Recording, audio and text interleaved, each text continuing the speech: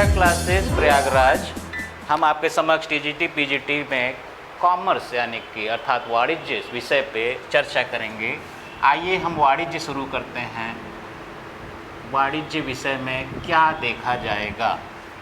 सर्वप्रथम हम बात करेंगे कि वाणिज्य के प्रमुख कौन से विषय हैं या टॉपिक हैं जो टीजीटी पीजीटी में पूछे जाएंगे।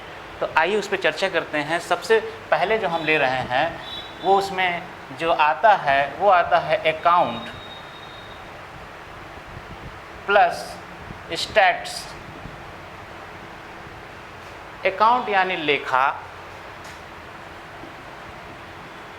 एवं सांख्यिकी, ठीक है। नेक्स्ट जो मेन टॉपिक होता है वो होता है इकोनॉमिक्स अर्थात अर्थशास्त्र, जिसके अंतर्गत अर्थशास्त्र में इंडियन इकोनॉमी तो रहेगी ही, भारतीय अर्थव्यवस्था, साथ ही साथ हम अलग से भी देखेंगे इसमें मुद्रा एवं banking. It means money and banking, जिसके अंतर्गत बैंकिंग में आरबीआई का भी सेक्शन बताया जाएगा कि क्या होना है। और उसके बाद देखेंगे बीओ यानी कि बिजनेस ऑर्गेनाइजेशन, व्यावसायिक संगठन, ठीक है। व्यावसायिक संगठन के अलावा इसके में एक और जुड़ेगा और वो जुड़ेगा ऑडिट का सेक्शन, जिसको पढ़ना है। ऑडिट में जो कि अंकेक्षण होगा, जो बहुत ही विशेष होगा, इसे भी देखना होगा। इसके अलावा एक छोटा सा और प्रमुख क्षेत्र है, उसको भी देखा जाएगा और उसका नाम है फाइनेंस। फाइनेंस मीन्स वित्तीय विवरण। वित्तीय विवरण भी देखा जाएगा। तो आज हम जो शुरू करने जा रहे हैं वो शुरू करने जा रहे हैं अर्थशास्त्र। और अर्थशास्त्र के अंतर्गत हम बात करेंगे उपभोक्ता के व्यवहार का, यानी कि the law of consumer behaviour. The law of consumer behaviour it means कि जो हम इसकी बात करने जा रहे हैं अर्थशास्त्र के अंतर्गत, कि इसमें हम जो देखने जा रहे हैं वो देखने जा रहे हैं कि उपयोगिता क्या होती है। तो आइए देखते हैं। सर्वप्रथम उपयोगिता के बारे में जो बात किए हैं उनका नाम जो लिया जाता है एच गॉसन का नाम लिया जाता है।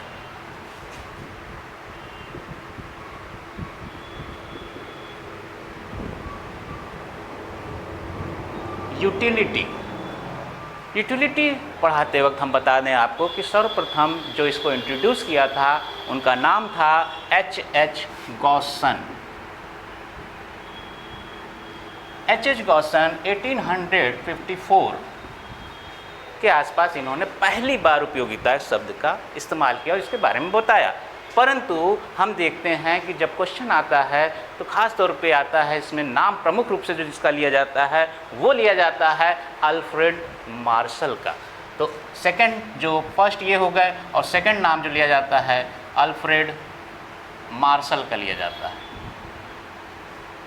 इन्होंने 1890 में प्रिंसिपल्स ऑफ इकोनॉमिक्स एक पुस्तक लिखी, उसके अंतर्गत उपयोगिता की व्याख्या की है।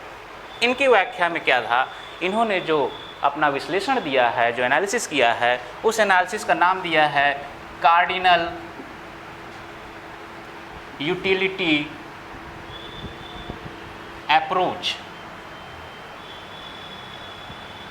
इट मीन्स कार्डिनल का मतलब ये होता है कि इसे कहेंगे गणना वाचक उपयोगिता का सिद्धांत। गणनावाचक उपयोगिता का सिद्धांत इन्होंने बताया।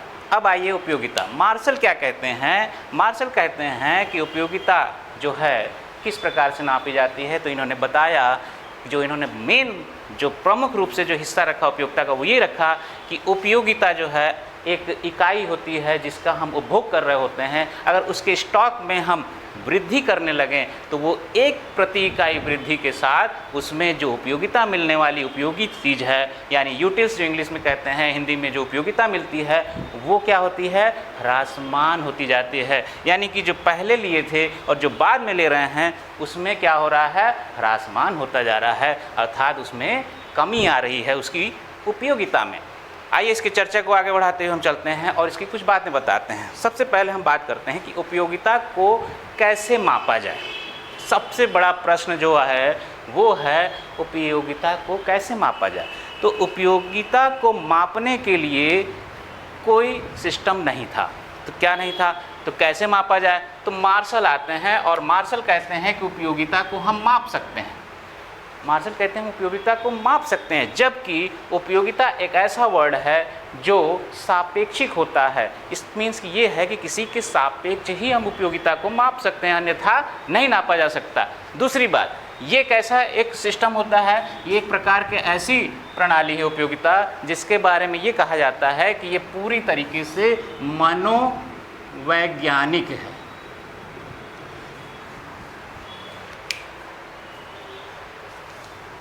मनोवैज्ञानिक है, इट मीन्स साइकोलॉजिकल है, यानी कि साइकोलॉजिकल की हम बात करते हैं, मनोवैज्ञानिक, यानी कि ये हो गया मानसिक, यानी कि मानसिक स्तर या मानसिक लेवल है। अपने मस्तिष्क स्तर पे आप मनोवैज्ञानिक ढंग से किसी वस्तु की उपयोगिता को किस रूप में ले रहे हैं। अब इस मनोवैज्ञानिक कारण को मापें कैसे, तो इसको मापने के लिए मार्शल ने जो उपाय बताया वो कहा कि हम उपयोगिता को माप सकते हैं, और मापने का जो फॉर्म बताया वो बताया मुद्रा को। मुद्रा का मतलब हुआ इंग्लिश में मनी। मार्शल ने जो प्रमुख बात बताई कि हम उपयोगिता को माप सकते हैं, लेकिन किस सेंस में, मनी के फॉर्म में।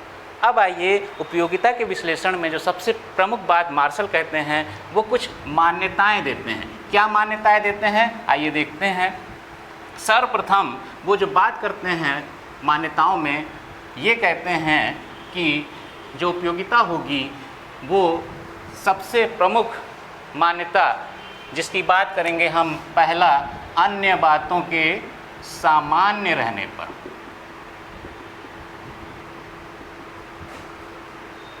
सामान्य रहने पर, इट मीन्स, इसका मतलब हुआ कि other thing remaining same, equal या constant. Other thing remaining same, equal या कांस्टेंट कहेंगे। इसका मतलब ये होता है कि जो वस्तु का उपभोग या उपयोग कर रहा है या जो प्रयोग कर रहा है वो कैसे कर रहा है। मान लीजिए कि एक वस्तु लिया है, उस वस्तु में क्या होना चाहिए, अन्य बातों के समान रहने का मतलब ये है कि इसमें साइज, शेप, क्वालिटी, वेट, ठीक है, size, shape, quality, weight, taste, habit, ये सारी चीज़ें क्या होनी चाहिए, सेम होनी चाहिए, कांस्टेंट होनी चाहिए। यानी कि जो इकाई हम पहली लिए हैं, उस पहली इकाई जो लिए हैं उसमें ये सारी चीज़ें जो थी दूसरे में भी वही रहेंगी, तभी वो क्या होगा, एक सामान्य रहने पर उपयोगिता जो मिलेगी अगली इकाई से ह्रासमान मिलेगी। कैसे मिलेगी इसे हम चार्ट के माध्यम से दिखाएंगे, लेकिन इससे पहले हम बात करते हैं, जब साइज, शेप, क्वालिटी और वेट, टेस्ट और हैबिट की जब बात कर रहे हैं तो इसका तात्पर्य ये हुआ कि ये एक प्रकार की गणनावाचक हुई। अब गणनावाचक के लिए क्या कर रहे हैं, ये सबसे पहले तो ये कर रहे हैं कि एक गणनावाचक का मतलब होता है कि एक के बाद दूसरी, दूसरी के बाद तीसरी, चौथी, इस प्रकार से ये क्रम वाइज चलेगा। ये अप्रोच जो कहता है, ये जो उपागम है या जो दृष्टिकोण है, वो ये कहता है कि गणनावाचक उपयोगिता जो गणनावाचक उपयोगिता का सिद्धांत है उसमें प्रति इकाई यानी एक के बाद दूसरा तीसरा ऐसा नहीं होना चाहिए कि एक के बाद चौथे पे चले जाएं, चौथे के बाद 8वें पे या 10वें पे चले जाएं, ऐसा नहीं हो सकता। क्यों? क्योंकि ये गणनावाचक सिद्धांत पे आधारित है। ये सिद्धांत क्रमवाचक में नहीं है। इट मीन्स कि ये कार्डिनल है, नॉट ऑर्डिनल है। तो ये कौन सा हम सिद्धांत पढ़ रहे हैं? ये पढ़ रहे हैं cardinal utility approach. It means गणनावाचक उपयोगिता का सिद्धांत। तो आइए अब देखते हैं कि ये गणनावाचक उपयोगिता का सिद्धांत किस प्रकार से इन्होंने बताया। तो एक हम चार्ट लेंगे, उस चार्ट के माध्यम से कि इसमें अन्य बातों के समान रहने पर तो था ही, साथ में जो मुद्रा है या जो मनी है वो भी कांस्टेंट रहती है, स्थिर रहती है। यानी कि जो मुद्रा होती है उस उपयोगिता में या एक वस्तु का जो रेट है या जो प्राइस है वो कभी चेंज नहीं होता है। तो आइए हम एक पिक्चर बनाते हैं। उससे पहले हम बात करते हैं कि उपयोगिता में क्या क्या शामिल होता है। तो जब हम उपयोगिता लेते हैं तो प्रति इकाई उपयोगिता को जैसे जैसे लेते जाते हैं तो उसको देखा जाता है, जो नाम दिया जाता है उसका नाम दिया जाता है सीमांत उपयोगिता। मान लीजिए पहला लिया, इसकी उपयोगिता क्या है? तो इसके बारे में आप जो बात करेंगे ये सीमांत उपयोगिता और कुल उपयोगिता। अगर हम बात करें कि एक ही रोटी खाया है तो ये इसकी कुल उपयोगिता है और यही इसकी सीमांत उपयोगिता भी मानी जाएगी। लेकिन अगर हम दूसरी रोटी पे आ जाएं, एक उदाहरण लेते हैं रोटी का, ब्रेड का। मान लीजिए कि एक सामान्य व्यक्ति है, कॉमन मैन है, हिष्ट पुष्ट व्यक्ति है, तो कितनी रोटी खा सकता है? जनरली लोग 2 रोटी खाते हैं, 3 खाते हैं, 4 खाते हैं, मैक्सिमम 5 खा सकते हैं। तो मान के चलते हैं कि 5 खाते होंगे। तो मान लीजिए कि ये दूसरी रोटी लिया, तीसरी लिया, चौथी लिया, 5वीं लिया। इस प्रकार से मान लीजिए कि एक व्यक्ति जो है, जो सामान्य कद काठी का हिष्ट पुष्ट है, वो 5 रोटी तक खा सकता है। अब आइए देखिए, जो यूटिलिटी है, अगर एक रोटी ये लिया, दूसरी ये लिया, तीसरी ये लिया, चौथी ये लिया, 5वीं लिया, तो टोटल जो यूटिलिटी आती है वो आएगी हमारी 5। अब इसी बात को हम आपको चार्ट के माध्यम से दिखाना चाहेंगे। तो आइए देखते हैं क्या है इसमें। सबसे पहले हम लेंगे एक फिगर लेंगे जो एक्स एक्सिस और वाई एक्सिस पे एक दूसरे को काटते हुए होगी। सबसे पहले हम एक वाई एक्सिस पे एक लाइन खींचते हैं, उसके बाद एक एक्स एक्सिस पे अर्थात एक्स अक्ष, वाई अक्ष, और इन दोनों के कटान बिंदु को हम क्या कहेंगे? मूल बिंदु कहेंगे। ये क्या हो गया? मूल बिंदु हो गया, जिसको हम डिनोट करेंगे O से या 0 से। इसके बाद जो हम आपको बात कर रहे हैं, एक उदाहरण लिए थे हम कि क्या होगा। तो इधर हम दिखा रहे थे आपको टोटल यूटिलिटी, इसका फुल फॉर्म टोटल यूटिलिटी, कुल उपयोगिता। दूसरी तरफ जो हम बात करेंगे वो बात करेंगे कि कितनी उसकी मार्जिनल यूटिलिटी है। तो यानी हम बात करेंगे मार्जिनल यूटिलिटी की। इसको हम इस प्रकार से दिखाएंगे, मार्जिनल यूटिलिटी, इसका हिंदी वर्ड है सीमांत उपयोगिता।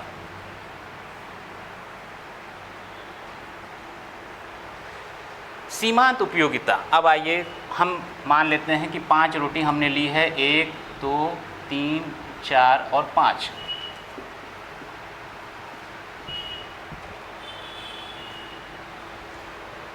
सेम एज जहाँ टोटल यूटिलिटी है यहाँ मार्जिनल यूटिलिटी है। यहाँ हम बात करेंगे, दोनों को एक साथ दिखाने का प्रयास करेंगे। इसमें हम ये भी दिखाएंगे कि ये कैसे है। यहाँ एक ही लेंगे, यहाँ 2 है, 3 है, 4 है और ये 5 हो गया है। इन डिवाइड जो किया गया है, नीचे के लेवल जो एक्स एक्सिस है उस पर हम दिखाएंगे वो उपभोग यानी कि वस्तुओं की मात्राओं को दिखाएंगे, वस्तुओं की मात्राएं। एक इकाई उपभोग लिया है, तो हमने जो उदाहरण लिया है वो किसका लिया है? ब्रेड का लिया है। ब्रेड अर्थात हिंदी में रोटी बोलते हैं, इंग्लिश में ब्रेड। और ये जो ब्रेड इंग्लिश का है, हिंदी में रोटी, अपने भारतीय भाषा इंडिया में रोटी कहा जाता है। और रोटी के एग्जाम्पल के साथ चलेंगे और देखेंगे क्या हो रहा है। सबसे पहले जो हम बात करते हैं, जब कोई व्यक्ति उसको बहुत ज़्यादा क्या लगी हो? भूख लगी हो। यानी कि एक क्वेश्चन आता है कि उपयोगिता के सापेक्ष क्या होता है, तो हम अक्सर बात करते हैं कि भूख होती है। जब भूख होती है तभी उपयोगिता होती है, अन्यथा उपयोगिता की कोई आवश्यकता ही नहीं है। तो उपयोगिता कब आएगी? उसकी जब उसको भूख लगेगा। और ये क्या है? एक साइकोलॉजिकल इफेक्ट है, यानी कि वेबर लॉ है। वेबर लॉ के अकॉर्डिंग ये एक साइकोलॉजिकल है, उसके मानसिक स्तर पे ये एक सूचना मिलती है कि हमें भूख लगी है। तो उस व्यक्ति को जब ये लगता है कि भूख लगी है तो वो रोटी लेता है, और रोटी की इकाइयाँ जो लेता है उस भूख के स्तर को अर्थात संतुष्टि लेवल को अपने सेटिस्फाई करने के लिए लेता है, यानी कि उससे संतुष्टि कब तक मिलेगी ये देखता है। तो कैसे देखता है? सबसे पहले जब वो रोटी लेता है तो पहली इकाई लेता है तो मार्जिनल यूटिलिटी, एक इकाई लिया छोटा सा।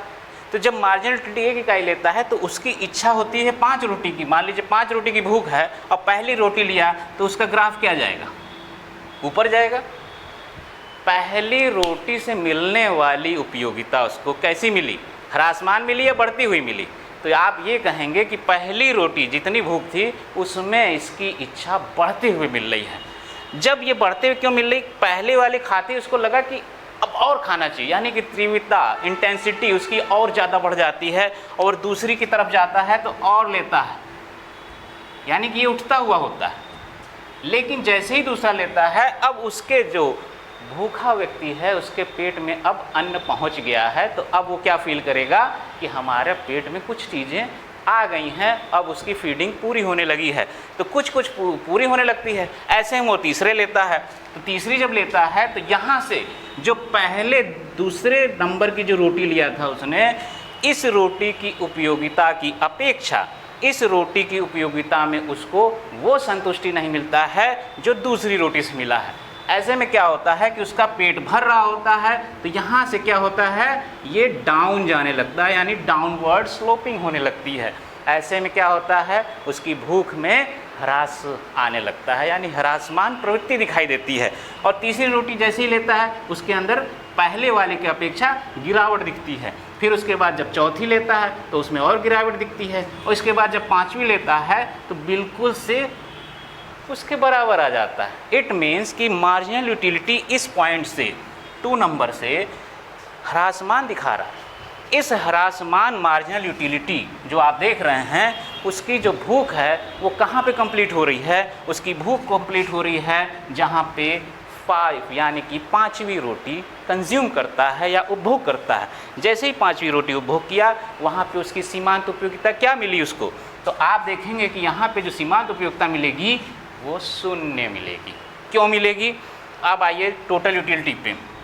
टोटल यूटिलिटी आप देखेंगे कि जो इकाइयाँ हैं 1, 2, 3, 4 और 5, ये सारी इकाइयाँ अगर ऐड कर दी जाएँ, इसका मतलब ये हुआ कि जितने भी marginal utility 1 plus marginal utility 2 plus marginal utility 3 ये सारी जोड़ दी जाएँ तो कितना आ जाएगा? तो ये आ जाएगा टोटल यूटिलिटी। तो टोटल यूटिलिटी निकालने के लिए कितनी रोटियां हैं? तो एक रोटी पहले लिया, फिर दूसरी लिया, फिर तीसरी लिया, चौथी लिया, फिर 5वीं लिया। तो हमारे पास जो टोटल यूटिलिटी आई थी वो कितनी आई थी? वो आई थी TU = 5। ठीक है, इन सब को ऐड करेंगे। तो ऐड करेंगे तो सबसे पहले आप ये देखिए कि पहली रोटी लिया तो ये ग्राफ उठ रहा है, तो टोटल यूटिलिटी का जो ग्राफ है वो भी ऊपर को उठेगा। ठीक, ये भी उठेगा क्योंकि इसकी तीव्रता पहले से दूसरे वाले में और ज़्यादा बढ़ी, तो ऐसे में और उठा। लेकिन जैसे ही तीसरा लेता है उसमें ह्रासमान की प्रवृत्ति आती है, और ऐसा जब होता है तो यहाँ से अचानक से ये बेंड हो जाता है, मूव करता है, थोड़ा सा चपटा होने लगता है, थोड़ा सा फ्लैट होने लगता है। और फ्लैट होने के कारण क्या होता है, ये फिगर इस प्रकार से जाने लगता है। कहाँ तक जाएगा? 5 तक। उसके बाद क्या होती है प्रवृत्ति? टोटल यूटिलिटी भी डाउन होने लगती है। तो आप देखेंगे जहाँ पे दूसरे नंबर की रोटी थी, इस पॉइंट को, इसको मान लीजिए F हमने नाम दे दिया।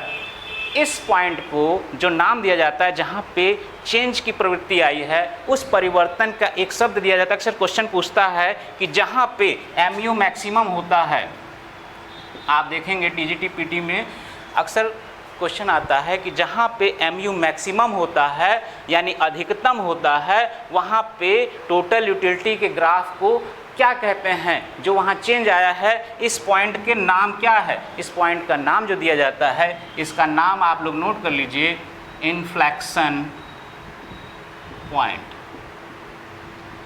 इन्फ्लेक्शन पॉइंट बोला जाता है, हिंदी में इसे नति परिवर्तन बिंदु बोलते हैं।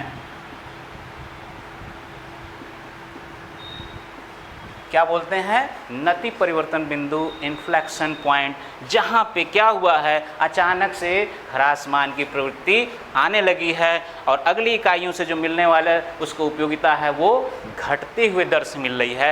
इट मीन्स कि ये घटते हुए दर से मिल रही है। कहाँ तक मिल रही है? यहाँ तक मिल रही है। तो इसको मिलाते हैं और ये जो आता है ये आता है 5वीं रोटी पे, जहाँ पे अगर हम टेंजेंट खींचें यानी कि स्पर्श रेखा खींचे हैं एक ए बी और यहाँ पे हम टी दिखा देते हैं, तो ये जो हमारी आ रही है टी, और इसको हम अगर आगे बढ़ाएं तो ये कहाँ तक आ जाएगी?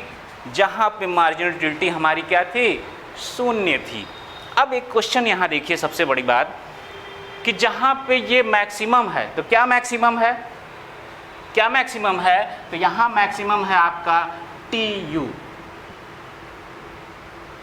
अधिकतम। अधिकतम, अधिकतम क्या है? यहाँ पे टी यू है। तो किस सेंस में है और कब है? तो ये कब है? जब हमारा क्या हो रहा है? Marginal utility. मार्जिनल यूटिलिटी जब हमारी क्या होती है? 0 हो जाती है, तो हमारा टोटल यूटिलिटी क्या होता है? इसी पॉइंट पे देखिएगा, इस पॉइंट पे आपको क्या दिख रहा है कि टोटल यूटिलिटी क्या दिखती है? मैक्सिमम दिखती है, अधिकतम दिखती है। अर्थात ये हुआ कि जब मार्जिनल यूटिलिटी 0 हो जाएगी, उसके बाद उसी पॉइंट पे टोटल यूटिलिटी मैक्सिमम होगी। इट मीन्स कि इसके बाद अब वो नहीं ले सकेगा। क्यों नहीं ले सकेगा? इस पर भी देखते हैं, चर्चा करते हैं। आइए देखिए, अगर ये छठी रोटी लेता तो क्या होता? छठी रोटी लेता तो क्या होता? ये वाले पोजीशन पे हम प्लस ले रहे हैं, ये माइनस ले रहे हैं। इतना एक कोऑर्डिनेट में ये होता है, जो निर्देशांक पढ़ा जाता है उसमें 4 पार्ट बनते हैं, उसके हिसाब से ये नीचे का पार्ट माइनस में ले लिए। अब माइनस में जाएगा तो इसका मतलब ये हुआ कि 6 यानी छठी रोटी अगर लेता है उसका पेट ऑलरेडी भर चुका है, और जब वो छठी रोटी लेगा तो उसे क्या हो जाएगा? उससे फूड पॉइजनिंग हो जाएगी, ऐसे सिचुएशन में बीमार पड़ जाएगा। इसलिए इसकी जो मार्जिनल यूटिलिटी है वो 0 है, इससे आगे अब और वो नहीं ले सकता है। इस जो ग्राफ आप देख रहे हैं, इस ग्राफ का एक फार्मूला है जिसमें हम निकालते हैं मार्जिनल यूटिलिटी। तो मार्जिनल यूटिलिटी का जो फार्मूला है, आइए उस पर चर्चा करते हैं और एक मार्जिनल यूटिलिटी के फार्मूले के लिए आपको दिखाते हैं कि कैसे होगा। मार्जिनल यूटिलिटी का फार्मूला निकालने के लिए सर्वप्रथम हम बात करेंगे कि कैसे निकलेगा। तो T U N minus T U N minus 1 ये किसके बराबर होगा? एम यू एन के बराबर होगा। ऐसा क्यों होगा? क्योंकि हम बात करते हैं मार्जिनल यूटिलिटी की सीमांत उपयोगिता की, जो ये है। सीमांत उपयोगिता का मतलब होता है जहां सीमा का अंत हो रहा है। तो सीमा का अंत हमारा 5वीं रोटी पे हुआ है, और हर अपनी जगह पे लिया जाए, यानी अगर हम इसकी बात करें तो इसका अंत इस जगह से 0 से 1 के बीच में तो यहाँ होता है। अगर 2 लेंगे तो यहाँ होता है, 3 लेंगे तो 3 पे होगा, 4 लेंगे तो 4 पे होगा, और 5 लेंगे तो 5 पे होगा। यानी अगर हम 2 की बात करें तो ये मान के चलें कि अगर हम यहाँ पे क्या लिख दें, सबसे अंतिम इकाई, यानी कि कितने हमने नंबर लिए हैं रोटी के, यानी कि हमने कि 5 नंबर लिए हैं, इस जगह पे हम 5 रखेंगे। और इससे एक पहले n-1 का मतलब हुआ कि उससे एक पहले रोटी तो कितनी आ रही है? वो 4 आ रही है। और इस 5 - 4 को अगर देखा जाए तो कितना आएगा? mu1 आ जाएगा। यानी कि जो सीमांत उपयोगिता मिल रही है प्रति इकाई, यानी कि हर रोटी पे हम अगर बात करें तो एक सीमांत की उपयोगिता मिल रही है। इसी प्रकार से अगर हम 2 - 1 करें तो यहाँ भी 1 मिलेगा, 3 - 2 करें तो यहाँ भी 1 मिलेगा, 4 - 3 करें तो यहाँ भी 1 मिलेगा, 5 - 4 करें तो यहाँ भी 1 मिलेगा। जो हमने मान्यताएं लिखी थी अन्य बातों के समान रहने पे, उस अन्य बातों के समान रहने में ये है कि प्रति इकाई मिलने वाली उपयोगिता क्या है? एक समान सी है, एक शेप में है, एक टेस्ट में है, एक हैबिट में है। ऐसी सिचुएशन में जो mu आया है हमारा 1 आया है, लेकिन हम बात कर रहे हैं mu = 0। अब देखिए, जब mu = 0 कब होता है? जब 5वीं रोटी के बाद छठी नहीं ले पाता है और फिर उसी पे उसे रहना रहता है, तो ये क्या हो जाता है? ये भी 5 हो जाता है, यानी कि सीमांत ही हो जाता है ये। और 5 - 5 = हो जाता है 0। और ऐसी सिचुएशन में क्या होता है, जब सीमांत एक भी नहीं लिया जा सकता तो 5 - 5 में 0 आता है और इस जगह पे टोटल यूटिलिटी कितनी हो जाती है, अधिकतम हो जाती है। और ये जो स्लोप है, इसी स्लोप को दिखाने का प्रयास किया जाता है du x/dx। ये एक स्लोप है, यानी x वस्तु है और इस x वस्तु की उपयोगिता कैसे मिल रही है, तो यहाँ पे कैसी मिल रही है, इस जगह पे 0 मिल रही है। इस मार्जिनल यूटिलिटी, इसको हम स्लोप के तौर पे दिखाया जाता है, ये स्लोप को बताता है, इधर अधिकतम दिखाएगा, इधर मिनिमम दिखाएगा। तो जो हमें 0 मिलेगा जहाँ पे, यानी कि चेंज, ये चेंज को दिखा रहा है और जो चेंज है हमारा क्या है, 0 है। अब इसके बाद परिवर्तन नहीं हो सकता, जहाँ पे m = 0 हो जाती है। अब आइए इस पे हम थोड़ी सी बात करते हैं और ये बात करते हैं कि जो मार्जिनल यूटिलिटी हमारा ये निकला है फार्मूला, इस फार्मूले का नाम क्या है। तो आइए इसका नाम लिखते हैं और इसके नाम में देखते हैं क्या है।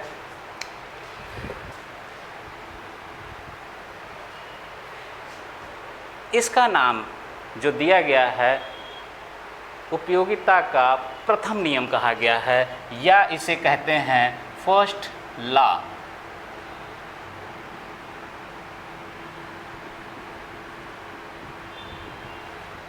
उपयोगिता का प्रथम नियम, उपयोगिता का प्रथम नियम क्यों कहा गया इसको, और इस शब्द का प्रयोग किसने किया,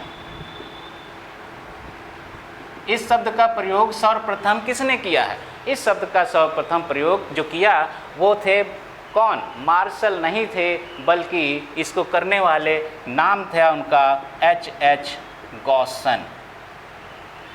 H.H. गॉसन। इसलिए इस जो फार्मूले को दिया गया है, किसका, सीमांत उपयोगिता, यानी कि उपयोगिता का सीमांत सिद्धांत का प्रथम नियम जो है वो कौन सा है, H.H. गॉसन का है। इसलिए इसे कहा जाता है गॉसन का प्रथम नियम भी कहा जाता है। अगर प्रश्न आ जाए फर्स्ट लॉ, तो फर्स्ट लॉ कौन सा है, इसमें बताएंगे mu = TUN - TUN - 1, यानी कि जो फार्मूला है उपयोगिता के प्रथम नियम का वो ये है। साथ में इस फार्मूले को सर्वप्रथम किसने बताया, तो H.H. गॉसन का प्रथम नियम भी कहते हैं, जिसमें प्रति इकाई मिलने वाली उपयोगिता क्या होती जाती है, ह्रासमान होती जाती है। अगर हम बात करें तो ह्रासमान कहाँ से हो रही थी, इस दूसरी इकाई से लगातार ह्रासमान हो रही थी। और एक सीमा था, वो सीमा क्या था, जहाँ पे mu 0 हो जा रहा था, वहाँ पे सेटिस्फैक्शन लेवल क्या हो रहा था, मैक्सिमम हो रहा था। ये सेटिस्फैक्शन लेवल इसका मैक्सिमम है। किसी व्यक्ति की संतुष्टि का स्तर यहीं से मापा जाएगा जहाँ पे उसका टोटल यूटिलिटी अधिकतम होगा। टोटल यूटिलिटी जो है एक प्रकार का इस प्रकार से माना जाता है कि मान लीजिए मार्जिनल यूटिलिटी है और ये टोटल यूटिलिटी है, तो मार्जिनल यूटिलिटी किसको मापता है, टोटल यूटिलिटी किसको मापता है, तो ये मार्जिनल यूटिलिटी प्रति इकाई जो वैल्यू होती है उसको मापता है, जबकि टोटल यूटिलिटी अंतर्निहित वैल्यू को मापता है।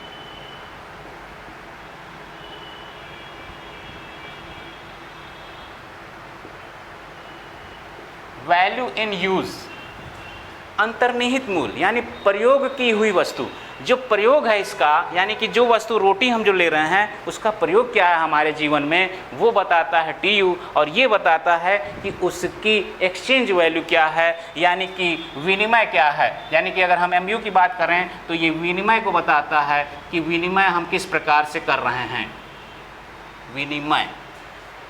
विनिमय हम कैसे कर रहे हैं वो MU बताता है, और प्रयोग क्या कर रहे हैं वो बताता है TU। प्रयोग क्या कर रहे हैं TU बताएगा, विनिमय कैसे कर रहे हैं वो MU बताएगा। अब आइए, जब हम ये बात कर रहे हैं कि MUN जो फार्मूला हमने दिया है, इसे किसने दिया था, H.H. गॉसन ने दिया था। इसे H.H. गॉसन का प्रथम नियम कहते हैं, मार्शल का नहीं कहते हैं। क्वेश्चन आएगा तो आंसर ये होगा, 4 ऑप्शन होंगे, उसमें H.H. गॉसन का ही आप टिक लगाएंगे। अब आइए इसके आगे बढ़ते हैं और इसमें हम कुछ बातें करते हैं। किसकी बातें करते हैं, जो ये नियम बनाया है इन्होंने ह्रासमान का, इसमें कुछ अपवाद भी हैं। अब ये तो मान्यताएं थी, मान्यताएं के अकॉर्डिंगली हमने जो चर्चा की वो ये था, लेकिन इसके विरुद्ध जाके, यानी कि इसके विपक्ष में आप आएंगे तो यानी कि इसके एक्सेप्शन की बात करेंगे। तो एक्सेप्शन जो बात करेंगे, आइए एक्सेप्शन देख लेते हैं। इसका चर्चा करते हैं अपवाद की, और अपवाद क्या है इसका अपवाद देखिए, जिस प्रकार से मार्शल ने कहा था कि प्रति इकाई उपयोगिता क्या होती है, जैसे जैसे इकाइयाँ बढ़ती जाती हैं उसमें क्या होता जाता है, ह्रासमान आने लगता है, उसमें गिरावट आने लगती है। लेकिन इसके विपरीत हम बात करें अपवाद की, एक्सेप्शन की, तो हम सबसे पहले अगर बात करें तो उसमें क्या होना चाहिए, पहला अपवाद ये है कि कोई भी वस्तु मतलब क्या हुआ कि कोई भी वस्तु ले रहे हैं उसकी इकाइयाँ इतनी छोटी नहीं होनी चाहिए कि उसकी जो ह्रासमान की प्रवृत्ति है वो जो फार्मूला है, जो सिद्धांत है, उसको फेल कर दे। मान लीजिए कि छोटी छोटी इकाइयाँ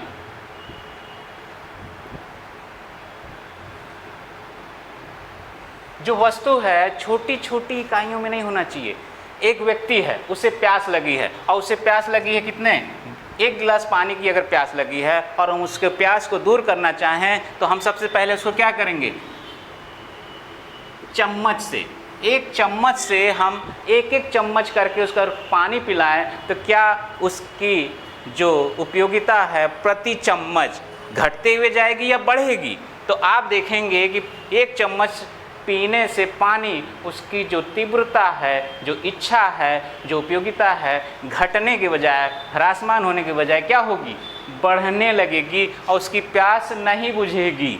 तो ये चीज़ नहीं होनी चाहिए, छोटी छोटी इकाइयों में नहीं होना चाहिए। दूसरा, उसका कोई भी सब्स्टिट्यूशन यानी कि प्रतिस्थापन नहीं होना चाहिए। तो नो क्लोज सब्स्टिट्यूशन यानी कि वस्तु का कोई भी प्रतिस्थापन नहीं होना चाहिए। यानी कि अपवाद अगर हम बात करें, अगर कोई वस्तु है और उसका प्रतिस्थापन मौजूद है तो ये फार्मूला या ये सिद्धांत लागू नहीं होगा। आइए नो क्लोज सब्स्टिट्यूशन के बाद देखते हैं तीसरी बात पे। तीसरा देखते हैं कि मान लीजिए एक शराबी है, ठीक है, एक शराबी है और शराबी क्या करेगा, शराब पिएगा यानी कि वाइन लेगा। और वाइन जब लेगा तो उसकी जो वाइन पीने की क्षमता है वो प्रति इकाई क्या होगी, घटेगी कि बढ़ेगी। तो उसमें ह्रासमान नहीं होगा, उसे नशा चढ़ेगा और प्रति इकाई घटने के बजाय और पीने की ललक जगेगी और वो तब तक पिएगा जब तक बेहोश ना हो जाए। तो इसी प्रकार से शराबी हो गया। और देखिए और क्या होता है अपवाद स्वरूप आप बात करें तो इसमें एक और शब्द आता है। क्या क्या आता है, सबसे पहले आप देखेंगे कि किसी की अगर सिक्का कलेक्ट करने की ललक है या वो सोचता है कि हम सिक्का के शौकीन हैं तो वो अपने शौक को पूरा करने के लिए सिक्के जमा करता है। तो कितने सिक्के जमा करेगा, अनलिमिटेड, उसको जितने सिक्के मिलेंगे उतने जमा करेगा, उसमें ह्रासमान तो आएगा ही नहीं बल्कि उसकी इच्छा और बढ़ती जाएगी, प्रबल होती जाएगी। इसी प्रकार से कंजूस व्यक्ति या अगर कंजूस व्यक्ति को देखें, वो कभी भी पैसा को खर्च नहीं करना चाहेगा बल्कि इकट्ठा करना चाहेगा और वो चाहेगा कि जितना पैसा हो सके उसे मिलता जाए। ऐसे में उस पैसे के कलेक्शन से क्या होगा, ह्रासमान नहीं होगा बल्कि बढ़ेगा, उसकी उपयोगिता बढ़ेगी न कि घटेगी। कंजूस व्यक्ति के साथ ऐसे होता है। इसी प्रकार से जब हम बात करते हैं संगीत की, कोई गाना सुन रहा है, कोई सॉन्ग सुन रहा है तो गाना कब तक सुनेगा, क्या उसमें ह्रासमान आ सकता है, तो गाना सुनने में ह्रासमान नहीं आता। इसी प्रकार से कोई प्रेम है, स्नेह है या कोई किसी प्रकार से गाना गा रहा है, संगीत सुन रहा है, इस तरीके के जो मामले होते हैं उसमें ह्रासमान प्रवृत्ति नहीं देखी जाती बल्कि ये उसके सुनने की शक्ति के अनुसार होता है और वो क्या होता है, बढ़ता जाता है न कि घटता जाता है। इसके विपरीत होता है जो कि इसके अपवाद हैं। अब आइए हम इसकी बात करते हैं दूसरे सिद्धांत की। इसी उपयोगिता के अंतर्गत हम दूसरे सिद्धांत की बात करेंगे और हम दूसरा सिद्धांत लेने जा रहे हैं। अब अभी तक जो हमने देखा वो देखा पहला लॉ। तो पहले लॉ का जो नाम था वो क्या था, पहले लॉ का जो नाम था उसका नाम था ह्रासमान सीमांत उपयोगिता का नियम, इंग्लिश में diminishing law of marginal utility. Diminishing law of marginal utility जिसमें हमने जो फार्मूला दिया था वो क्या दिया था, MUN = TUN-1। और इस नियम को हमने कौन सा नियम कहा था? इसे उपयोगिता का प्रथम नियम कहा था, अर्थात फर्स्ट लॉ बोला था। और इस फर्स्ट लॉ को दूसरा नाम जो हम लोगों ने दिया था वो क्या दिया था? गॉसन का प्रथम नियम भी कहा गया था। अर्थात क्वेश्चन कुछ भी बन सकता है, कोई भी क्वेश्चन बने ये नाम आएंगे तो ये दिया जाएगा, न कि मार्शल का नाम आएगा। यानी कि प्रथम नियम किसको कहा गया है? इसको प्रथम नियम बोला गया है। मार्जिनल जो ह्रासमान सीमांत उपयोगिता का नियम है, diminishing law of marginal utility, उसे प्रथम नियम बोला गया है। तो आइए, अगर कोई प्रथम नियम है तो अगला सिद्धांत क्या कहता है उसकी बात करते हैं। और दूसरे सिद्धांत का जो नाम है उसका नाम है समसीमांत उपयोगिता का नियम। समसीमांत उपयोगिता का नियम, इसको इंग्लिश में क्या कहेंगे? Equi marginal utility. Equi marginal utility. Equi marginal utility क्या है? अब आइए इसके बारे में चर्चा करते हैं कि इस सिद्धांत का अर्थ क्या है और इस सिद्धांत के अंतर्गत होता क्या है। इस सिद्धांत में जो हम बात करेंगे, जैसे हमने पहले एग्जाम्पल में जो लिया था, यहाँ पे रोटी का एग्जाम्पल लिया था, और रोटी को जो हमने मापा था, जब मार्शल ने कहा है कि किस रूप में माप सकते हैं, तो आपको याद होगा कि हमने बताया था कि इसे हम माप सकते हैं मुद्रा के रूप में, यानी कि मनी फॉर्म में। प्राइस, किसी वस्तु की कीमत क्या है उसकी उपयोगिता पे निर्भर करेगी। किस प्रकार से निर्भर करेगी, अब यही देखना है। मान लीजिए कि उसके जेब में जितना पैसा है, थोड़ा सा मांग के नियम का भी सिद्धांत की बात की जाती है, क्योंकि मार्शल का जो नियम है वो मांग के नियम पे ही आधारित है, और मांग के नियम पे ही उपयोगिता का डिमांड किया जाता है या मांग की जाती है। तो मांग जो की जाएगी किस सेंस में की जाएगी? जितना उसके पास क्षमता होगी, किसकी? खरीदने की या प्राइस देने की, उस मूल्य तक वो अपनी उपयोगिता को संतुष्ट करना चाहेगा।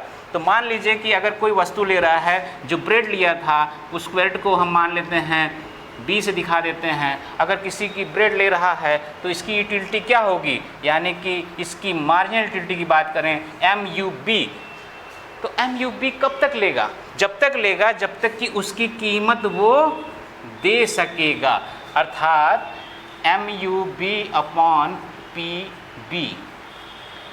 ये कीमत जब तक वो देगा, इस सीमांत उपयोगिता जो अंतिम इकाई थी आपने देखा था जहां MU 0 हो जाता है, तो जब तक 0 नहीं हो जाएगी तब तक वो इसका उपभोग करेगा। ये किसकी कर रहा है? ब्रेड की कर रही है। तो अब ब्रेड ले रहा है, तो ब्रेड का मतलब है कि अगर कोई व्यक्ति खाना खा रहा है तो उसके साथ दाल चावल रोटी कुछ ना कुछ तो लेता ही होगा, यानी कि कुछ भोजन के साथ या सब्जियां लेगा या कुछ भी लेगा, तो उसके साथ कुछ और भी लेगा, जरूरी नहीं कि एक ही चीज़ खा के रहे। ऐसे में जो ये ले रहा है, मान लीजिए कि इसके साथ वो पल्सेस ले रहा है, इसका मतलब दालें ले रहा है, तो मान लीजिए पल्सेस ले रहा है तो MUP पल्सेस दिखा रहे हैं, और हम MUP को P के फॉर्म में दिखा रहे हैं, यानी प्राइस ऑफ P, यानी पल्सेस की प्राइस और मार्जिनल यूटिलिटी ऑफ प्राइस। ये कब तक दालें लेगा? जब तक कि इसकी यूटिलिटी क्या ना हो जाए, जब तक ये क्या ना हो जाए, जब तक ये क्या ना हो जाए, बताइए, जब तक ये 0 ना हो जाए। जब तक ये 0 ना हो जाए तब तक ये क्या करेगा? ये लेता रहेगा। इट मीन्स कि ये हुआ कि जितना ये ले रहा है वो तब तक लेगा जब तक कि सीमांत उपयोगिता इसकी 0 नहीं हो जाती। जिस प्रकार से ब्रेड की 0 हो गई थी, उसी प्रकार से तब तक लेगा जब तक कि उसकी सीमांत उपयोगिता 0 ना हो जाए। ऐसे स्थिति में आप देखेंगे कि जितनी वस्तुएं हैं, चाहे वो ब्रेड हो यानी कि MUX हो, तो इस X वस्तु की प्राइस PX किसके बराबर होगी? अगर इसकी सीमांत उपयोगिता की बात की जाए तो सीमांत उपयोगिता कहाँ उसकी पूरी होगी? जहाँ पे MU 0 हो जाएगा। तो जहाँ 0 होगा वो क्या हो जाएगा? एक अंक मिल जाएगा 0।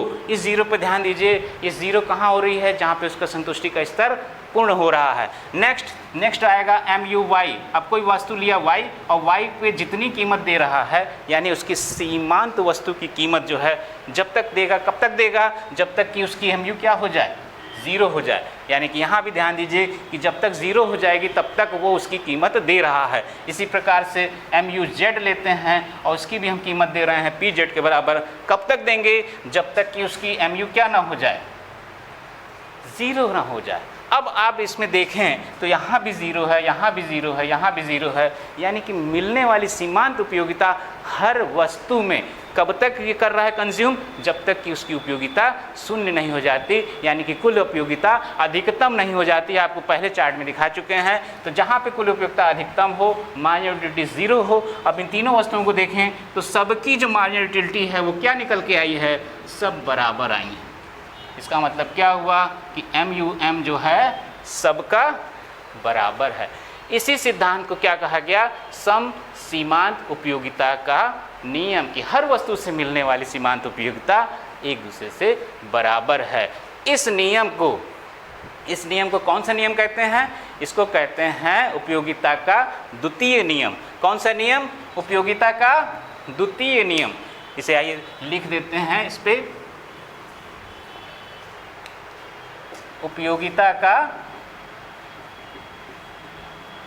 द्वितीय नियम। और दूसरा नाम क्या होगा? दूसरा नाम ये है, इसे जो कहेंगे गॉसेन का सेकंड द्वितीय नियम, सेकंड लॉ। क्या बोलेंगे? Second law. आपने देखा पहले वाले में गॉसेन का प्रथम नियम किसको कहा गया? जहाँ पे क्या हो रहा था? Diminishing law of marginal utility का हम बता रहे थे। सेकंड वाले में क्या था? सेकंड वाले में इक्वी मार्जिनल यूटिलिटी की बात कर रहे हैं, जिसमें सभी क्या हो गए थे? एक बराबर हो गए थे। MUPX इक्वल टू MUY/PY, इस प्रकार से सभी हमारे जो हैं क्या हो गए थे? बराबर होते चले जा रहे थे। इस नियम को कहते हैं गॉसेन का द्वितीय नियम या गॉसेन का सेकंड लॉ या उपयोगिता का द्वितीय सिद्धांत बोला जाता है, या इसे क्या नाम देते हैं? Equi marginal utility. इसकी व्याख्या जो है इन दोनों की, जिसकी एक diminishing law of marginal utility, दूसरा इक्वी मार्जिनल यूटिलिटी, इन दोनों की जो परिभाषा है उसको बहुत अच्छे से व्याख्यात्मक रूप से अल्फ्रेड मार्शल ने प्रस्तुत किया है। जबकि अगर बात की जाए क्वेश्चन में, जब क्वेश्चन पूछेगा कि पहली बार या प्रथम रूप से किसने दिया है, तो हम बात करेंगे H गॉसेन की। किसकी बात करेंगे? H गॉसेन की बात करेंगे और इन्हीं के नाम को दिया जाएगा और ये राइट आंसर होगा। और इसी के साथ अगली बार अगली क्लास में बताई जाएगी। तब तक के लिए धन्यवाद।